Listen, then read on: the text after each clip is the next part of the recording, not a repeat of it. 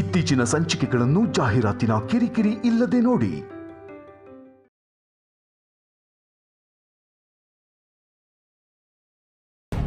ನೀವು ಏಜೆಗೂ ನಿಮಗೂ ಇರೋ ಗಂಡ ಹೆಂಡತಿ ಸಂಬಂಧನ ಯಾರಿಗೂ ತೋರಿಸ್ಕೊಳ್ದೇ ಇರ್ಬೋದು, ಆದರೆ ದೇವ್ರಿಗಾದ್ರೂ ಗೊತ್ತಿರುತ್ತಲ್ವಾ, ಅದಕ್ಕೆ ಇಷ್ಟೆಲ್ಲ ಆಗಿರೋದು. ಹಾಗಲ್ಲ ಲಕ್ಷ್ಮಿ, ಏಜೆ ನನ್ನ ಗಂಡ ಇರ್ಬೋದು, ಆದರೆ ಏಜೆಗೆ ನಿಜವಾದ ಹೆಂಡತಿ ಅಂದರೆ ಅಂತರ ಅಕ್ಕ. ಆ ಸ್ಥಾನದಲ್ಲಿ ನಾನು ಇರಬಾರ್ದು ಅಲ್ಲ, ನನಗಿರಕ್ಕೆ ಇಷ್ಟನೂ ಇಲ್ಲ. ಅದು ಅವ್ರಿಗೆ ಹೇಳಿ ಮಾಡಿಸಿರೋ ಸ್ಥಾನ. ಅವರಿಬ್ರು ಚೆನ್ನಾಗಿರ್ಬೇಕು ಅಷ್ಟೆ. ನನ್ನ ಆಸೆ ಏನು ಗೊತ್ತಾ ಲಕ್ಷ್ಮಿ, ಏಜೆ ಮತ್ತೆ ಅಂತರಕ್ಕನ ಜೋಡಿ ತುಂಬ ಚೆನ್ನಾಗಿರ್ಬೇಕು. ಆ ಜೋಡಿ ಚೆನ್ನಾಗಿರ್ಬೇಕು ಅಂದರೆ ಏಜೆ ಚೆನ್ನಾಗಿರ್ಬೇಕು ಅಂತಾನೆ ನಾನು ಈ ವ್ರತ ಮಾಡಿದ್ದು. ಲೀಲಾ ವ್ರತ ಮಾಡಲ್ಲ, ಅದು ನನಗೋಸ್ಕರ. ನಿಮ್ಮ ಥರ ಮನಸ್ಸು ಯಾರಿಗೂ ಬರಲ್ಲ ಬಿಡಿ. ಇದನ್ನು ಬೇಕಾದ್ರೆ ಬರ್ದು ಕೊಡ್ತೀನಿ. ನಿಮ್ಮ ಮಂಡಿ ಗಾಯ ಹೇಗಿದೆ? ತುಂಬ ರಕ್ತ ಹೋಯ್ತಂತೆ, ನೋವ್ತಿದ್ಯಾ? ರಕ್ತ ಸುರಿತ? ಇಂಥ ವ್ರತ ಎಲ್ಲ ಯಾಕೆ ಮಾಡಕ್ ಹೋದ್ಲವಳು? ಇವಾಗ ಊಟ ಮಾಡಿದ ತಕ್ಷಣ ನಾನು ಟ್ಯಾಬ್ಲೆಟ್ ತೊಗೊಂಡು ಆಯಿಂಟ್ಮೆಂಟ್ ಹಚ್ಕೋತೀನಿ. ನಾಳೆ ಬೆಳಗ್ಗೆ ಅಷ್ಟೊತ್ತಿಗೆ ಎಲ್ಲ ಸರಿ ಹೋಗ್ಬಿಡುತ್ತೆ. ನೀನೇನೋ ಯೋಚನೆ ಮಾಡಬೇಡ.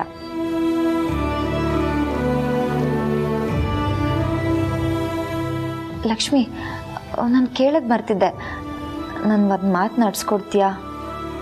ಹೇಳಿ. ಯಾವುದೇ ಕಾರಣಕ್ಕೂ ಏಜೆ ಕಂಟಕದಿಂದ ಪಾರಾಗಲಿ ಅಂತ ನಾನು ಈ ವ್ರತ ಮಾಡಿದೆ ಅಂತ ಏಜೆಗೆ ಅಥವಾ ಅಂತರಕ್ಕಂಗೆ ಗೊತ್ತಾಗಬಾರ್ದು. ಯಾಕಂದರೆ ಈ ವ್ರತ ಹೆಂಡತಿ ಗಂಡಂಗೋಸ್ಕರ ಮಾಡೋದು. ಅಂತರಕ್ಕಂಗೆ ಏನಾದರೂ ಗೊತ್ತಾದರೆ ಏಜೆಗೋಸ್ಕರ ನೀನು ಯಾಕೆ ಈ ವ್ರತ ಮಾಡಿದೆ ಅಂತ ಪ್ರಶ್ನೆ ಹೇಳುತ್ತೆ. ಅಕಸ್ಮಾತ್ ಏಜೆಗೆ ಗೊತ್ತಾದರೆ ನೀನಿಷ್ಟು ನೋವು ಮಾಡಿಕೊಂಡು ವ್ರತ ಯಾಕೆ ಮಾಡೋಕ್ಕೋದೆ ಅಂತ ನಂಗೆ ಕೇಳ್ತಾರೆ. ಅವರಿಬ್ಬರಲ್ಲಿ ಯಾರೊಬ್ರಿಗೆ ನೋವಾದರೂ ನಂಗೆ ತಡ್ಕೊಳಕ್ಕೆ ಶಕ್ತಿ ಇಲ್ಲ ಲಕ್ಷ್ಮಿ, ಪ್ಲೀಸ್. ನಾನು ನೋಡ್ಕೊತೀನಿ, ಇದೇನು ಯೋಚನೆ ಮಾಡಬೇಡಿ. ಊಟ ಮಾಡಿ.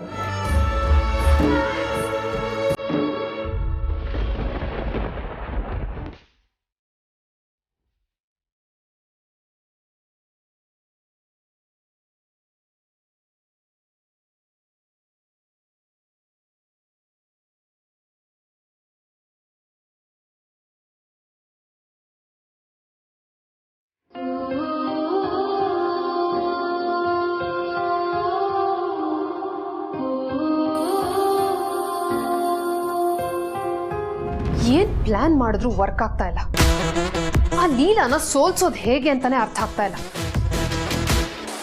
ಅಂತೂ ಇಂತೂ ವ್ರತನ ಕಂಪ್ಲೀಟ್ ಮಾಡೇ ಬಿಟ್ಲು. ಅದು ಏಜೆ ಕೈಯಲ್ಲೇ ಸ್ವೀಟು ತಿನ್ನಿಸ್ಕೊಂಡ್ಲು. ಅಂತರ ಅತ್ತೆ ಇದ್ದು ಅಜ್ಜಿ ಇದನ್ನ ಮಾಡಿಸಿದ್ರಲ್ಲ, ಅದು ತಪ್ಪು.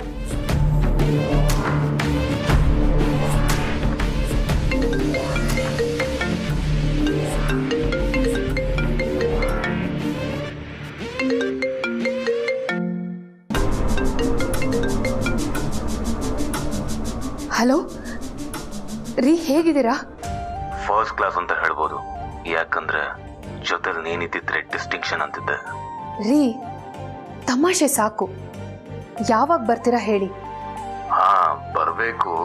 ನನ್ನ ಹೆಂಡತಿ ನೋಡ್ಬೇಕು ಅಂತ ತುಂಬಾ ಆಸೆ ಇದೆ. ಬಟ್ ನನ್ನ ಹೊಸ ಪ್ರಾಜೆಕ್ಟ್ ಶುರು ಆಗಿದೆ, ಅದನ್ನು ಮುಗಿಸ್ಕೋಬೇಕು.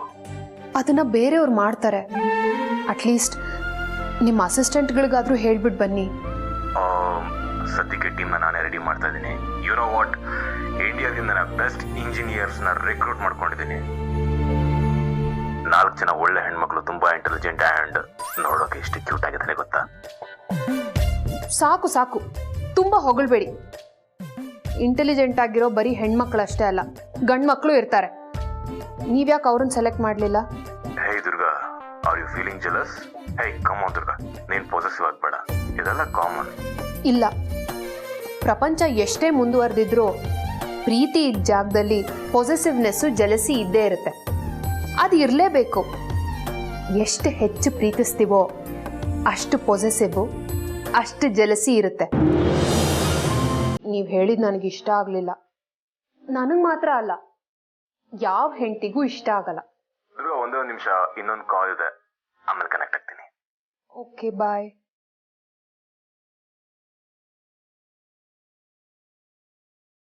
ಕರೆಕ್ಟ್, ಸಿಕ್ತು.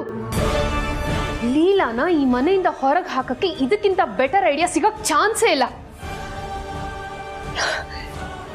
ಎಸ್,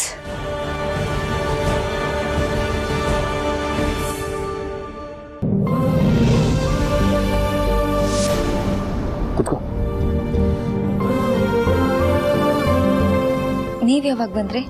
ಏಕೆ? ನೀವು ವ್ರತ ಮಾಡಿರೋದು ನಾನು ಕೇಳಿಸ್ಕೊಂಡಿಲ್ಲ ಅಂತ ಗೊತ್ತಾದ್ರೆ ಅದನ್ನು ಮುಚ್ಚಿಟ್ಟು ಇನ್ನೊಂದು ಸುಳ್ಳು ಹೇಳಬೇಕು ಅಂತಿದ್ಯಾ? ಅದು ಇಲ್ಲ, ಈ ಮನೆಗೋಸ್ಕರ ಇನ್ನೂ ಎಷ್ಟು ಮಾಡಬೇಕು ಅಂತಿದ್ಯಾ ನೀನು?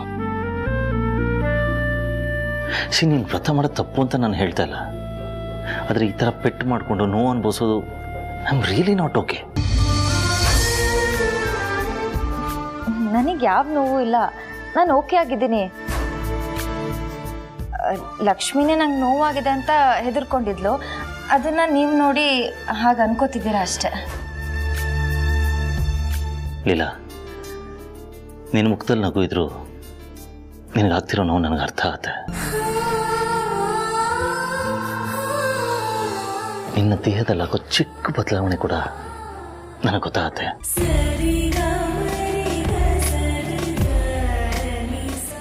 You know why? I can feel it.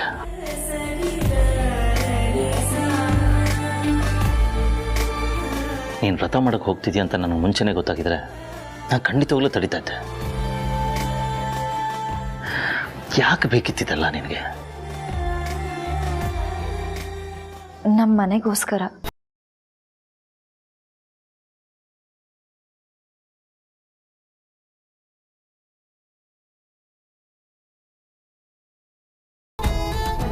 ನಾನು ವ್ರತ ಮಾಡಿದ್ದು ಯಾರಿಗೂ ಗೊತ್ತಾಗಬಾರ್ದು ಅಂತ ಅಂದ್ಕೊಂಡಿದ್ದೆ, ಆದರೆ ನಿಮಗೆ ಗೊತ್ತಾಗ್ಬಿಟ್ಟಿದೆ. ಆದರೆ ಯಾವುದೇ ಕಾರಣಕ್ಕೂ ಈ ವಿಷಯ ಅಂತರ ಅಕ್ಕಂಗೆ ಗೊತ್ತಾಗಬಾರ್ದು. ಪ್ಲೀಸ್, ಗೊತ್ತಾದರೆ ಏನಾಗುತ್ತೆ ಅಂತ ನಿಮಗೆ ಗೊತ್ತಿದೆಯಲ್ಲ. ನಿನ್ನಂಥ ಒಳ್ಳೆ ಮನಸ್ಸಿರೋಳು ಪ್ರಪಂಚದಲ್ಲಿ ಎಲ್ಲರ ಮನೇಲೂ ಇರಬೇಕು, ಎಲ್ಲರ ಜೊತೆಲೂ ಇರಬೇಕು. ಆಗ ಎಲ್ಲ ಕಡೆ ಖುಷಿ ಇರೋದಿಲ್ಲ. ನೀನು ನಮ್ಮ ಮನೇಲಿ ಇರೋದಕ್ಕೋಸ್ಕರ ನಮ್ಮ ಮನೆ ಇಷ್ಟು ಚೆನ್ನಾಗಿರೋದು. Thank you so much. ನೀವು ಸುಮ್ಮನೆ ನನ್ನ ಹೊಗಳ್ತಾ ಇದ್ದೀರಾ. ಎಷ್ಟೋ ಜನ ಹೆಣ್ಮಕ್ಳು ಏನೇನೋ ಸೇವೆ ಮಾಡ್ತಾರೆ, ಅವ್ರು ಗ್ರೇಟು, ನಾನಲ್ಲ. ಓಕೆ, ಇನ್ಮೇಲೆ ಈ ಥರದ್ದೆಲ್ಲ ಮಾಡಬೇಡ. And it's my request. Okay, please ಈ ವಿಷಯದಲ್ಲಿ ನನ್ನ ತಡಿಬೇಡಿ. ನಾನು ಬದುಕಿರೋವರೆಗೂ ಈ ಮನೆಗೆ ಏನೇ ಇದ್ರೂ ಮಾಡ್ತಾನೆ ಇರ್ತೀನಿ. ಈ ವಿಷಯದಲ್ಲಿ ನನ್ನ ಯಾರೂ ತಡೆಯಕ್ಕೆ ಸಾಧ್ಯ ಅಲ್ಲ. I am sorry. ಒಂದು ನಿಮಿಷ ಬಂದೇ ಇರು.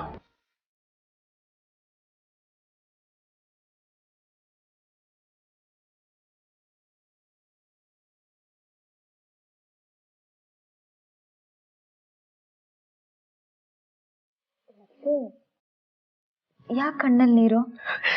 ಅದೆಲ್ಲ ನನಗೆ ಗೊತ್ತಿಲ್ಲ ಅತ್ತೆ. ನೀವು ಹೆಣ್ಣಲ್ಲ, ದೇವತೆ.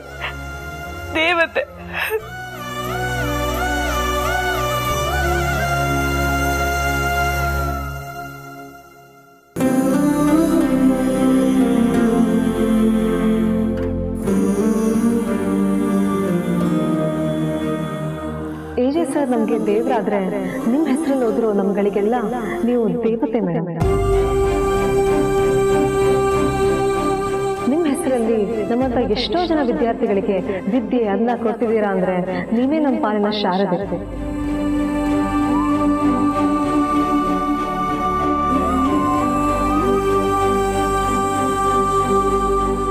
ಮೇಡಮ್, ನನಗೆ ತುಂಬ ಹೆಮ್ಮೆ ಅನ್ನಿಸ್ತಿದೆ.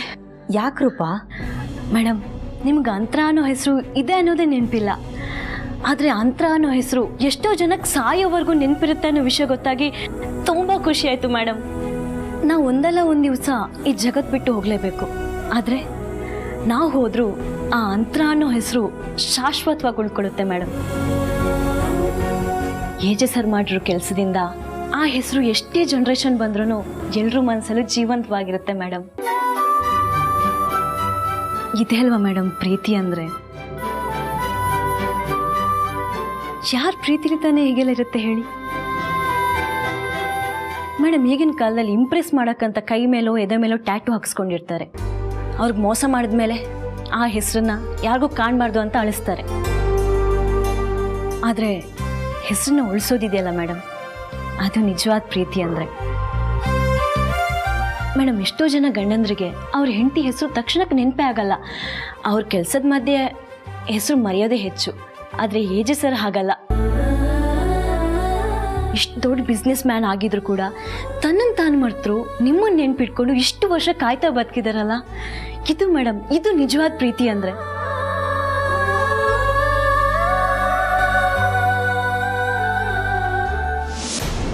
ಕರೆಕ್ಟ್. ಲೀಲಾನ ಈ ಮನೆಯಿಂದ ಹೊರಗೆ ಹಾಕಕ್ಕೆ ಇದಕ್ಕಿಂತ ಒಳ್ಳೆ ಅವಕಾಶ ಇನ್ನೊಂದು ಸಿಗಲ್ಲ. ಯಾವುದೇ ಹೆಣ್ಣಾಗಿರಲಿ, ಅವಳು ಎಷ್ಟೇ ಓದ್ಕೊಂಡಿರಲಿ, ತನ್ನ ವಸ್ತುನ ಇನ್ನೊಬ್ರು ಮುಟ್ತಾರೆ ಅಂದ್ರೇನೆ ಸಹಿಸಲ್ಲ.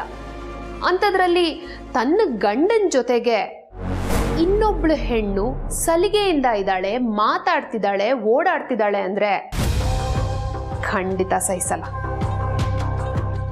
ಅಂತರ ಅತ್ತೆಗೆ ಏಜೆ ಮೇಲೆ ಪೊಸೆಸಿವ್ನೆಸ್ ಬರಬೇಕು. ಅತ್ತೆಗೆ ಆ ಫೀಲಿಂಗ್ ಬಂದರೆ ಈ ಮನೆಗೆ ಸಂಬಂಧನೇ ಇಲ್ಲದೆ ಇರೋ ಆ ಲೀಲಾನ ಅವರಾಗಿ ಅವರೇ ಇಲ್ಲಿರಬೇಡ ಅಂತ ಹೇಳಿ ಓಡಿಸ್ತಾರೆ. ಅಥವಾ ಏಜೆನ ಲೀಲಾಯಿಂದ ತಾವಾಗೇ ದೂರ ಮಾಡ್ತಾರೆ. ಅಂತರ ಅತ್ತೆಗೆ ಜಲಸ್ ಫೀಲ್ ಆಗಬೇಕು ಅಂದರೆ ಅವ್ರಿಗೆ ಹಳೇದೆಲ್ಲ ನೆನಪಾಗಿ ಏಜೆನ ಪ್ರೀತಿಸ್ಬೇಕು. ಅಥವಾ ಹಳೇದು ಯಾವುದು ನೆನಪಾಗದಿದ್ರೂ ಸಹ ಹೊಸದಾಗಿ ಏಜೆ ಮೇಲೆ ಪ್ರೀತಿ ಹುಟ್ಟಬೇಕು. ಆಗ ಮಾತ್ರ ಅಂತರ ಅತ್ತೆಗೆ ಲೀಲಾ ಮೇಲೆ ಅಸೂಯೆ ಹುಟ್ಟಕ್ಕೆ ಸಾಧ್ಯ.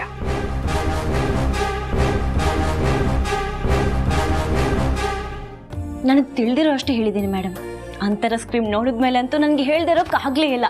ಅದಕ್ಕೆ ಹೇಳೋಕೆ ಬಂದೆ madam. Okay, good night. Good night.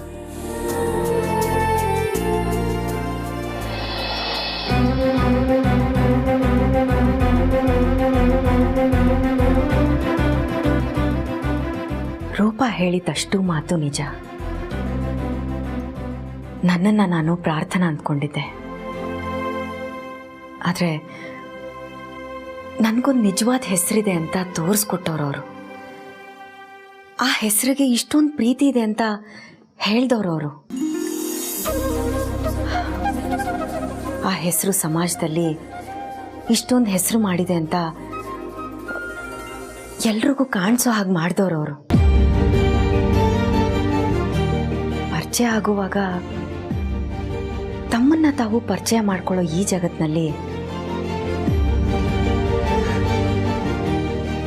ನನ್ನನ್ನು ನನಗೆ ಪರಿಚಯ ಮಾಡಿಸಿದಂಥ ದೊಡ್ಡ ವ್ಯಕ್ತಿ ಅವರು.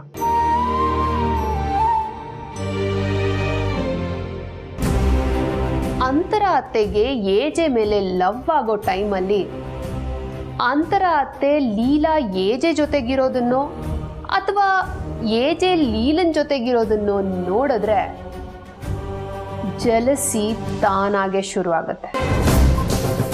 ಆಗ ನಾವೇನು ಹೇಳ್ಕೊಡೋದೇ ಬೇಡ, ಏನಾಗಬೇಕೋ ಅದು ತಾನಾಗೆ ಆಗತ್ತೆ.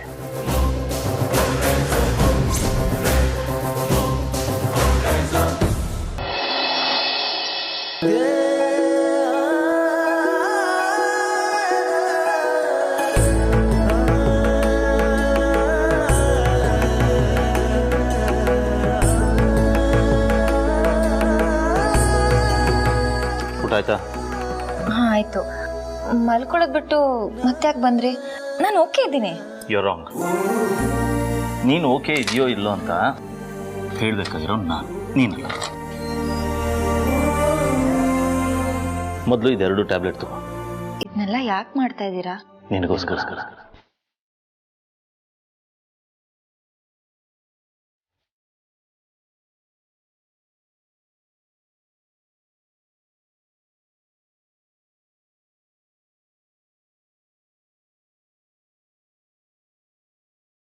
ಈಗ ನೀನು ಜಾಸ್ತಿ ಪ್ರಶ್ನೆ ಮಾಡಿದೆ. ಇದೆರಡು ಟ್ಯಾಬ್ಲೆಟ್ ತಗೋ, ಆಯ್ತಾ? ಆ್ಯಂಡ್ ಮಲಗಕ್ಕೆ ಮುಂಚೆ ಈ ಆಯಿಂಟ್ಮೆಂಟ್ ಹಚ್ಕೋ. ಅಕಸ್ಮಾತ್ ಪೇನ್ ಜಾಸ್ತಿ ಇದ್ದರೆ ಪೇನ್ ಕಿಲ್ಲರ್ ಕೊಡ್ತೀನಿ, ಅದನ್ನು ತಗೋ. ಆ್ಯಂಡ್ ಬೆಳಗ್ಗೆ ತಿಂಡಿ ಆದಮೇಲೂ ಪೇನ್ ಹಾಗೆ ಇದ್ದರೆ ಮುಜುಗರ ಪಡ್ಕೊಳ್ದೆ ನನ್ನನ್ನು ಕೇಳು, ನಾನು ಮಾತ್ರೆ ಕೊಡ್ತೀನಿ. ಓಕೆ ಲೀಲಾ? ಲೀಲಾ, ನಿನಗೆ ಹೇಳ್ತಿರೋದು ಅರ್ಥ ಆಗ್ತಾ ಇದೆ ತಾನೇ? ಅರ್ಥ ಆಯ್ತು. ಗುಡ್. ಟ್ಯಾಬ್ಲೆಟ್ ತಗೋ. ಹಾಂ, ಅರ್ಥ ಆಯ್ತು. ತುಂಬ ಟೈಮ್ ಆಗಿದೆ, ನೀವು ಇಲ್ಲಿ ಇರಬಾರ್ದು. ಅಕ್ಕ ನೋಡಿದ್ರೆ ಸರಿ ಇರಲ್ಲ, ನೀವು ಹೊರಡಿ. ನೀನು ಮಾತ್ರೆ ತಗೊಳ್ಳೋವರೆಗೂ ನಾನು ಇಲ್ಲಿಂದ ಹೋಗಲ್ಲ. ತಗೋ. ಅಂತರ ಅಕ್ಕ ಬಂದರೆ ಕಷ್ಟ ಆಗುತ್ತೆ ಅಂತ ಹೇಳ್ತಿದ್ದೀನಿ, ನಿಮ್ಗೆ ಅರ್ಥನೇ ಆಗ್ತಿಲ್ವಲ್ಲ. ಈಗೇನು ಮಾತ್ರೆ ತಗೋಬೇಕು ತಾನೆ? ಕೊಡಿ.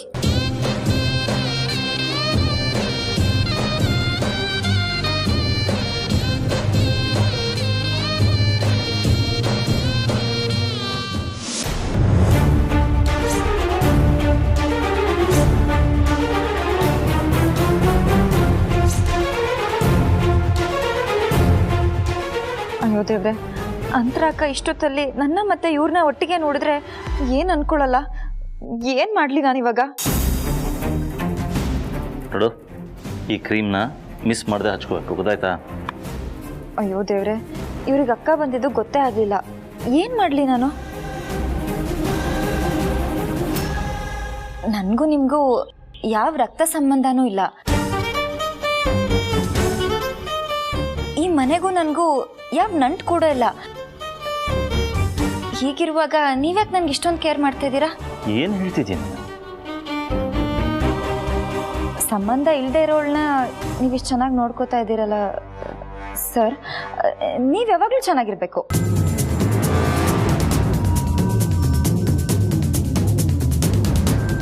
ಲೀಲಾ,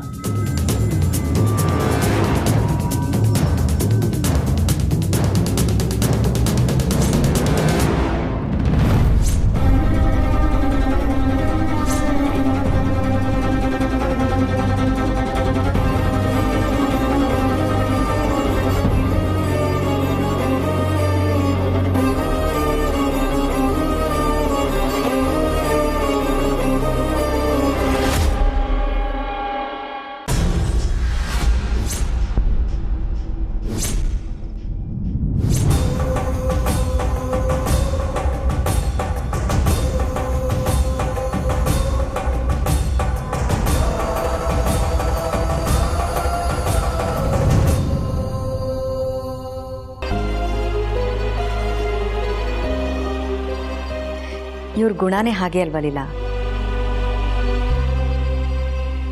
ಎಷ್ಟೋ ಜನ ಗುರುತು ಪರಿಚಯ ಇಲ್ದಿರೋರ್ಗೆ ಜೀವನ ಕೊಡ್ತಿದ್ದಾರೆ.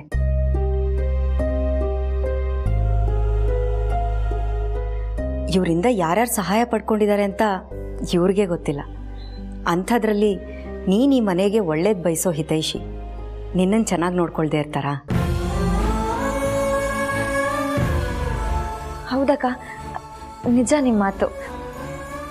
ಹೌದು ಲೀಲಾ, ನೀನು ಯಾಕೆ ಮಾತ್ರೆ ತಗೊಳ್ತಿದ್ಯಾ? ಅಭಿ, ಲೀಲಂಗೇನಾಯ್ತು? ಅದು ನಾನು ಹೇಳ್ತೀನಕ್ಕ. ಅದು ಬೆಳಗ್ಗೆ ದೇವಸ್ಥಾನಕ್ಕೆ ಹೋಗಬೇಕು ಅಂತ ತಣ್ಣೀರು ಸ್ನಾನ ಮಾಡಿಬಿಟ್ಟಿದೆ. ಅದಕ್ಕೆ ಸ್ವಲ್ಪ ನೆಗಡಿ ಆಗಿತ್ತು. ಅದಕ್ಕೆ ಇವರು ಟ್ಯಾಬ್ಲೆಟ್ ಕೊಡೋಕೆ ಬಂದರು. ನಾನು ಹೇಳ್ತಿದ್ದೀನಿ ಆರಾಮಾಗಿದ್ದೀನಿ ಅಂತ, ಅಂದರೂ ಇವರು ಅರ್ಥನೇ ಮಾಡ್ಕೋತಿಲ್ಲ ಅಕ್ಕ. ಆದರೆ ಈಗ ಓಕೆ ತಾನೇ? ಅಕ್ಕ, ನೀವೇ ನೋಡ್ತಿಲ್ವಾ ನಾನು ಆರಾಮಾಗಿದ್ದೀನಿ. ನನಗೆ ಸಿಕ್ಕಾಪಟ್ಟೆ ನಿದ್ದೆ ಬರ್ತಿದೆ. ನೀವು ಮಲ್ಕೋ ಹೋಗಿ. ಸರ್, ನೀವು ಮಲ್ಕೋ ಹೋಗಿ. ಸರಿ Leela, good night, take care. Good night.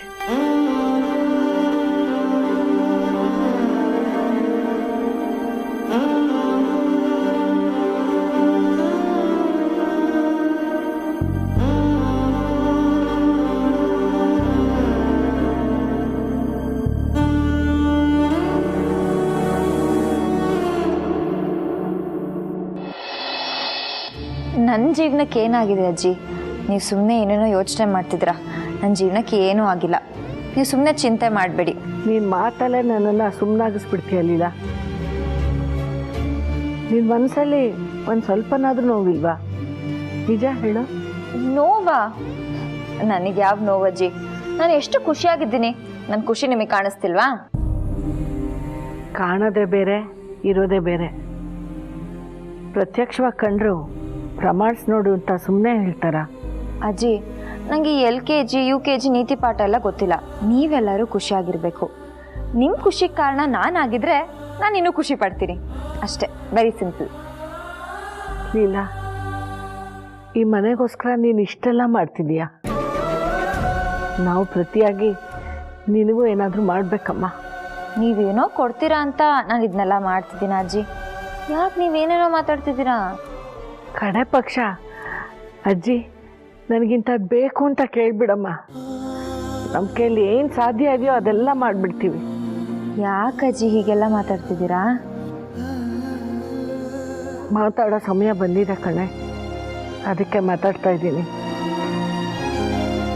ನೀನು ನಮಗೋಸ್ಕರ ಇಷ್ಟೆಲ್ಲ ಮಾಡ್ತಿರೋದು ನೋಡಿದರೆ ನಿನ್ನಿಂದ ಇಷ್ಟೆಲ್ಲ ಉಪಯೋಗ ಪಡ್ಕೊಂಡು ನಿನಗೇನು ವಾಪಸ್ ಕೊಡದೇ ಇರೋ ಈ ಮನೆಗೆ ಏನಾದರೂ ಆಗ್ಬಿಡತ್ತಾ ಅಂತ ಭಯ ಆಗ್ತಿದೆ ಕಣೆ. ಅಜ್ಜಿ, ನೀವು ಮಾಡ್ತಿರೋ ಆಲೋಚನೆ ತಪ್ಪು. ಈ ಥರ ಯೋಚನೆ ಮಾಡಬೇಡಿ. ಈ ಮನೆಗೆ ಯಾವ ಸಮಸ್ಯೆನೂ ಆಗಲ್ಲ. ಆ ಥರ ತೊಂದರೆ ಆಗೋಕ್ಕೆ ನಾನು ಬಿಡೋದು ಇಲ್ಲ. ಈ ಮನೆ ಎಷ್ಟು ಚೆನ್ನಾಗಿ ಬೆಳೆಯುತ್ತೆ ಅಂದರೆ ಆ ಬೆಳಕು ಇಡೀ ಊರಿಗೆ ಸಿಗುತ್ತೆ. ನೀವು ಯೋಚನೆ ಮಾಡಬೇಡಿ ಅಜ್ಜಿ.